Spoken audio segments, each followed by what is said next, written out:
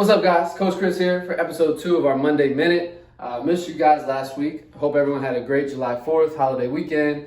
But let's get back to business today. We're going to look at Nutrition 101. Okay, so our 3 macronutrients, which provide us our calories, which are our energy for activity. Right? We got fats, we got proteins, and we got carbohydrates. Okay, let's start with protein. Why? Because I'm a strength coach, right? So of course.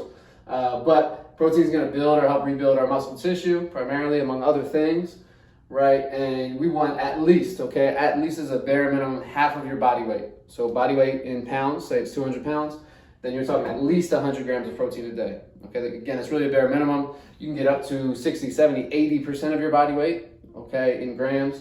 So weighing 200, you're talking at least, or up to around 180 grams would still be fine and beneficial. Okay, I promise it's really hard to get too much protein. It is possible, but it's not easy. Okay, around that, if you regulate your protein intake, fats and carbs are going to kind of take care of themselves. All right, the only time you want to really, everybody generally across the board, really make sure you get some type of carbohydrate source is post-workout, post-training. Why? Because that's when your body's like a sponge. You use your body's glycogen, which is your body's carbohydrate. Then you replenish it, okay, and soak it up, whether it be carbs, some sugar is okay as well. But that's really the one time you want to make sure you get some carbohydrate. After that, it's based on your individual goals, needs, preferences, okay, which of course we can talk about more. But after that, it's really just a balance of fat and carbohydrate. If it's a higher carb meal, you're probably not going to need or have as much fats.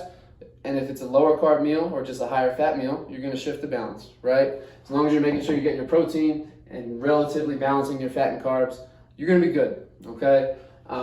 Again, this is a very general, big picture overview of our 3 macros and kind of what makes up our calories, right? Carbs fuel high intensity. Outside of that, fats fuel low intensity activity, okay? And resting, sleeping is primarily fueled by the fats in your body, right? So you don't need carb all the time or sugar all the time to have energy. But just take care of your protein intake, guys. That's kind of the big takeaway I want you guys to get from this. In Team Builder, there's a new nutrition note that will have 3 slides of information that kind of expands on this, as well as covers hydration, which we'll cover in more detail in its own video next week because it deserves to be talked about really separately from this.